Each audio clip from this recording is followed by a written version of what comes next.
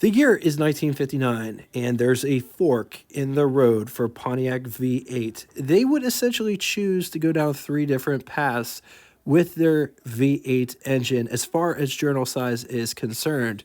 The crankshaft journal is also called the crankpin or rod bearing journal. It is a mechanical device inside the engine which connects the crankshaft to the connecting rods for each cylinder.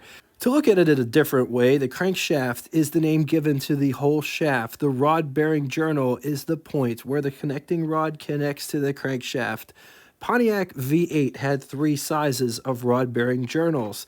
2.249 inches in diameter, and that size was used on all of the engines up until the 389 and 400.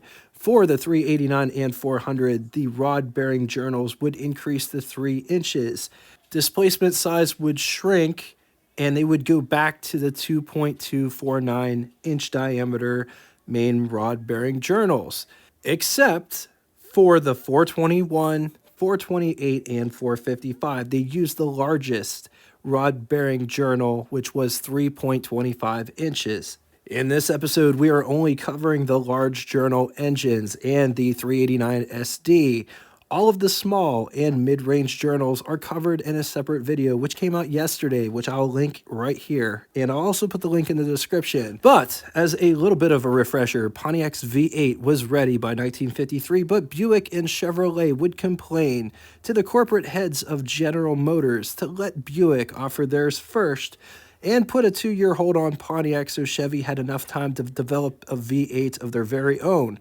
The Pontiac V8 was a stout block design, to say the least, and it didn't follow the big block, small block mold that a lot of General Motors engines did. There was only one block size that went from 265 all the way up to 455 cubic inch displacement. Overhead valve arrangement that features rocker arms on ball pivots on studs set inside the cylinder head instead of using a separate rocker shaft. The cam inside the engine would actuate a lifter. Most of them were hydraulic, but there was some mechanical lifters used in this engine series, would actuate the push rod.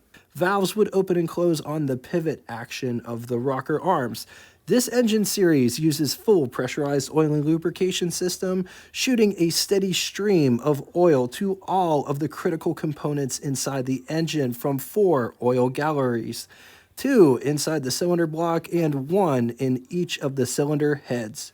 Super Duty was Pontiac's super high performance engine program, and we have to talk about this person, a character in history that goes by the name of Henry Yunick, but best known as Smokey Yunick. In life, you meet people and you meet characters. Smokey was a character. His trademark look was the white uniform with the battered cowboy hat with a cigar or corncob pipe. He got his start in NASCAR, which was the National Association for Stock Car Auto Racing. Yunick would get in with a local stock car racing team owner, Marshall Teague. Yes, that Marshall Teague. Yunick was a good mechanic, but he didn't have any experience with stock car racing until joining Teague's team. Yunick would tune the Hudson Hornet, which is what Marshall Teague raced. They used a 308 cubic inch displacement flathead 6. The race engines were called the 7X, and they sound nothing like any other 6-cylinder you've ever heard before. Take a listen to this one.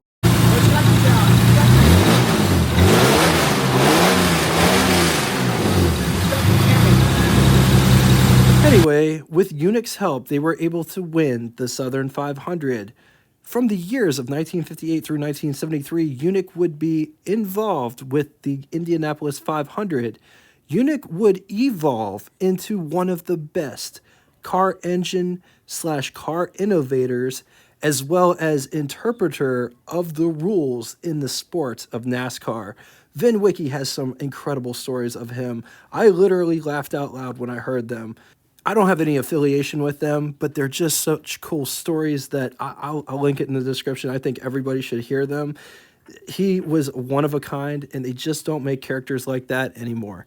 Yunick would work with many different automotive brands during his time in NASCAR: Hudson, Chevy, Ford. Yunick would join Pontiac's racing division in 1959. Yunick was the force behind the Pontiac Super Duty engine program. The SD engines had upgraded internals to go racing with, whether that was on the drag strip or making a left-hand turn on the oval track. These were the cream of the crop, chef's kiss, that Pontiac offered. SD versions came in 389, 421, and 455. The 389 got a Super Duty package in 1960, and it was offered until 1962. It got internal upgrades such as, but not limited to, 4-bolt main bearing caps, forged steel crankshaft, and forged connecting rods. There was another 389 engine option known as the 420A, Tempest 389, which was offered from 1959 through 1962, and it produced up to 348 horsepower with 3 two-barrel carburetors, better known as tri-power. The Super Duty version of the 421 was available as a secret menu option on the full-size Pontiacs from 1961 late 1961 through 63. Sources conflict on the standard 421 when it was available either in 63 or 64, but both the Super Duty version and the standard version were offered until 1966. The 421 V8 was cast differently than all of the other previous blocks, using a thinner wall casting, making the engine lighter in the process. Water ports going from the head to the intake manifolds were slightly changed, so the 1961 and later manifolds will not work on earlier engines and vice versa. So, what set the Super Duty apart from the standard 421 included but not limited to: the camshaft was a McKellar number 10 with 308/320 degrees of duration. They were using solid lifters. The standard 421 used hydraulic lifters. Forged steel connecting rods, forged aluminum Mickey Thompson pistons, forged steel crankshaft, high pressure heavy duty oil pump with larger 8-quart oil sump, as well as 4-bolt main bearing caps. 421 cubic inch displacement overhead valve V8 6.9 liters. The standard version made anywhere between 320 to 356 horsepower, around 4,800 RPM. But the Super Duty version, it could make anywhere between 353 all the way up to 405 horsepower, which some still say that that is even a conservative number. Many believe that it can make up to 465 horsepower at 5,600 RPM, 459 pound-feet, or 622 Newton meters at 4,400 RPM, with a bore of 4.09375 inches and a stroke of 4 inches. Compression could be anywhere between 1075 all the way up to 12. The standard engine was only available from 1963 through 1966, whereas the Super Duty was available from 61 through 66. It's also important to note that there was an experimental Pontiac overhead cam 421 V8 made by McKellar, which will get its own episode one day. In 1967, the 421 would be bored 4.12 inches, bringing overall displacement to 426.1 actual displacement. But to one-up both Chevy and Ford, Pontiac would just call this version the 428 overhead valve V8 7 liters. It was good for anywhere between 360 to 390 horsepower, 4,600 RPM, 472 pound-feet, or 639 Newton meters at 2,000 RPM, with a bore of 4.12 inches and a stroke of 4 inches. Compression was anywhere between 10 to 10.5 to 1, and it was only used for 2 years, 1967 through 1969. In 1970, Pontiac would bore the 428 to 4.15 inches, and they would also increase the stroke to 4.21 inches, bringing overall displacement to 455 cubic inch displacement, making this the largest displacement engine in Pontiac's V8 engine family. It was offered in standard, high output, and Super Duty. 455 cubic inch displacement overhead valve V8 7.4 liters. It's good for anywhere between 200 to 335 horsepower at 4,000 RPM, and those numbers might sound kind of small considering how big this engine is, but you have to remember those are more than likely net horsepower figures. In the early 70s, we went from gross horsepower or horsepower with absolutely no accessories attached that rob horsepower, best world figures, to more net horsepower with all of the power robbing accessories attached to the engine. It could make up to 500 pound-feet or 678 newton meters at 3,600 RPM with a bore of 4.15 inches and a stroke of 4.21 inches. Compression was 8.2 to 1. This engine was used from 1970 through 1976. The HO, or high output versions, got different heads, reinforced block. The SD 455, or Super Duty version, was only available from 1973 through 1974. Emissions would ultimately kill this engine for the 1975 model year. Cylinder block was strengthened with 4-bolt main bearing caps, nodular iron crankshaft, forged connecting rods, forged aluminum pistons, high flow cylinder head. The camshaft had duration of 301/313 degrees of duration. The 455 would ultimately be discontinued for the 1977 model year because of emissions.